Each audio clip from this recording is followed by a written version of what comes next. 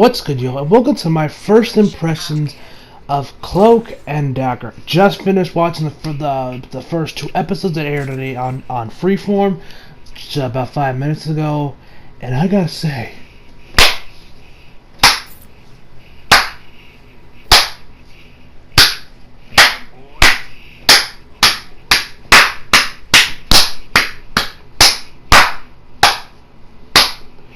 ABC, you done good.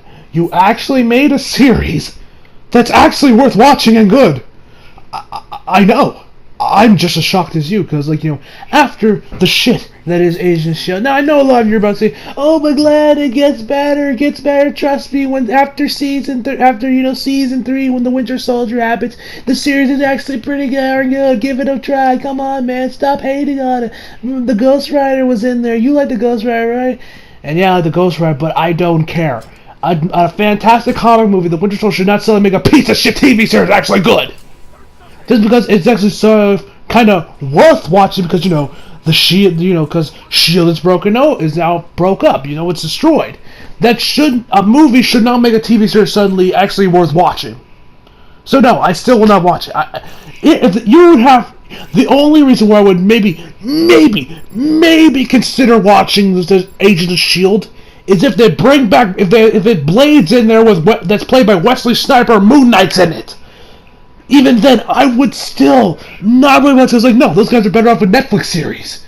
Because, they're not the piece of shit ABC, so they're probably not even going to do the character. I don't even know how they did with Ghost Rider, and I frankly don't care what they did with Ghost Rider. Agent Carter I did like. I saw a couple episodes down on an airplane, loved it. Inhumans, I didn't waste my time with that, Garth, and I'm glad I didn't, because the reviews of that show were also fucking shit. So it seems like we have a pattern. Piece of shit series, one that's actually worth watching. Piece of shit series, one that's actually worth watching. Agent Carter and Cloak and Dagger are the only two good series I would say so far. Now, I'm not entirely convinced. ABC, you guys got me now. You got me interesting. Now, don't you guys fuck it up later on, because I will not hesitate to drop you. I will not hesitate to drop you and never return. Don't you fuck this up. You have me. You got me intrigued. I'm going to keep watching. I'm going to do the 3-episode rule, and then after that, I might, if the series ends up, I'll probably watch the first season, but if it gets renewed, I bet the series will end, the series will be good, and then it'll get canceled after 2 seasons on a massive cliffhanger. What? They did that shit with they did that with Designated Survivor, love that shit, but ABC canceled that shit on a cliffhanger, because why the fuck not? Because goddammit, we like Agents of S.H.I.E.L.D. more, because, I don't know, Disney. But fuck Designated Survivor, that's some good TV series you guys got. You're like, nah, fuck that shit. Let Netflix take it. Hopefully. There's rumors Netflix will take that series, which I hope to God are true. Because I love that series. I want to return. I want a resolution. Now, I'm not going to completely hate on ABC. Because, like I said, I did enjoy these 2 episodes. So, that's kind of me, enough of my kind of little tangent rant about ABC and their priorities, and their fucked up priorities, but canceling great shows like Agent Carter and Designated Survivor, but yet keeping Agents of S.H.I.E.L.D. on the air, because I don't fucking know why. Anyway, so let's begin. So the cast of Cloak and Dagger stars Olivia Hutt, Aubrey Joseph, Andrea Roth, and many more. And the plot of Cloak and Dagger, at least from what I've gathered, is pretty much these 2 teenagers with equally fucked up pasts coming together after they've awakened to their powers, and they, I don't know, save the day from adults. I don't really know, because the episodes start now. Because like I said, I didn't look up the on IMDb. I didn't look up the synopsis. This is kind of what I've gathered from the series. That it looks like these 2 teens trying to come to terms with their powers, and maybe becoming closer, because they look like they have a connection because of something that happened in their childhood. Now, positives. The cast: Olivia Hutt and Aubrey Joseph, great choices for Cloak and Dagger.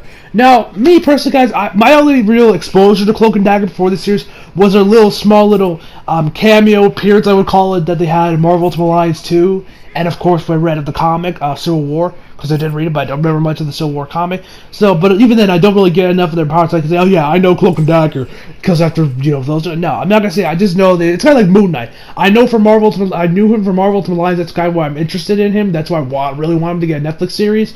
But, I don't really know much about his past. Cloak Dagger's kind of stated where I just know fuck all about them. Now, like I said, the cast was great. But I actually have a little small problem. There's only one cast member that I didn't really like his character, or really his performance wasn't all that for me. Now, granted, this is only 2 episodes, and so he could get more developed later on in the series, and that would be Dagger's girlfriend, or her real name is Dandy. Yes, Dandy.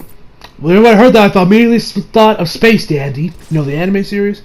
Anyway, I honestly didn't really care for him. They didn't really, her and Dagger, not Dagger, Dandy and him didn't really have much of a connection. They didn't really have much chemistry on the screen, and I couldn't really get into them that they were actually dating, you know.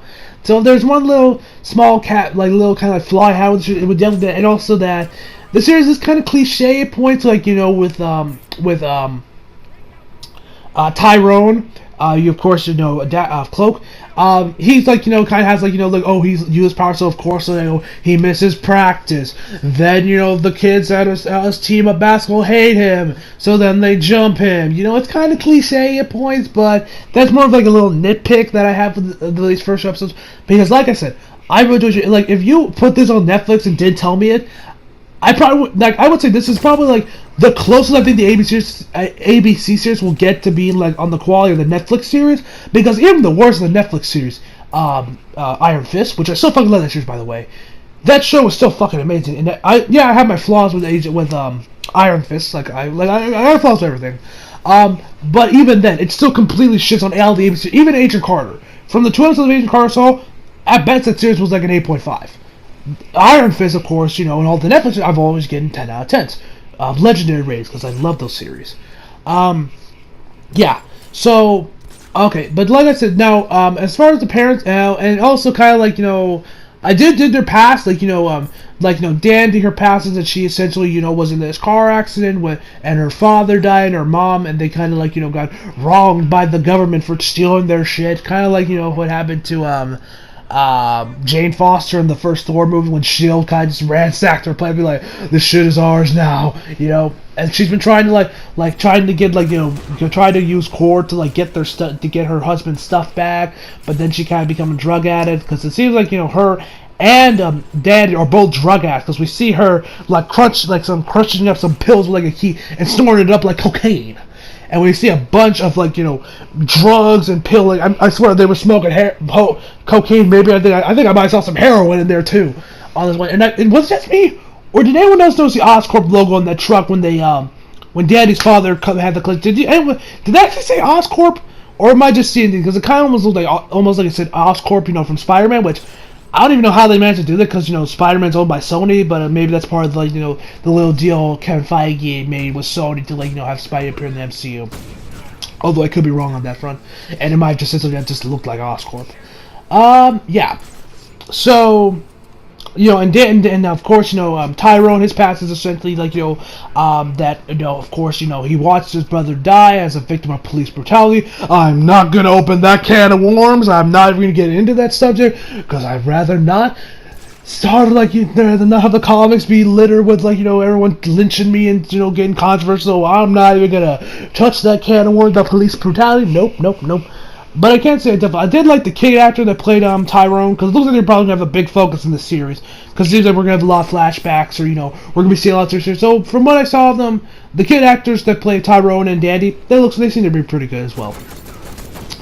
I already gave you guys my flaws. So, and also one thing I gotta say, what the hell was up with those refs in that game that Tyrone was in? Like, what were those refs do? Like, what was that white kid's problem? I mean, like, the kid is constantly fouling him for no reason, and then, you know, and the refs aren't really giving him his fouls when he was obviously being fouled. Like, did they get the refs that were reffing game 1 of the finals in there? Like, it's like, Jesus Christ, I swear the Warriors paid off those refs in the finals in game 1 of the final. By the way, I'm still sticking to my prediction, Cavs in 7, I don't care, we ain't getting swept. I will never lose faith in the GOAT LeBron James. Cavs in 7.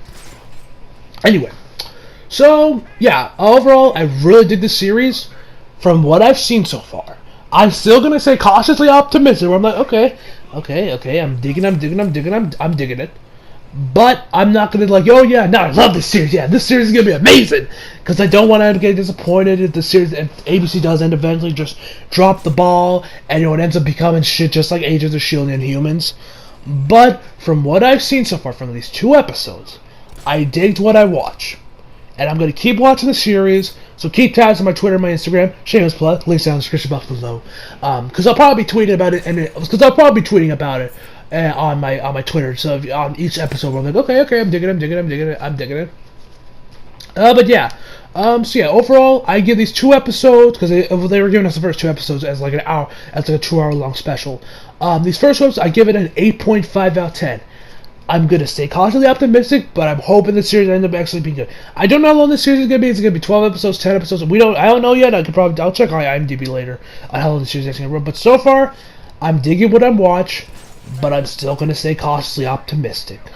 So yeah, tell me what you guys thought about Cloak and Dagger, the first 2 episodes, if you have seen them, down in the comments below. So I hope you guys enjoyed the video. Leave a like if you did, subscribe if you're new. Follow me on Instagram and Twitter if you feel like, links are just below. And as always, come back for more. See you guys next time.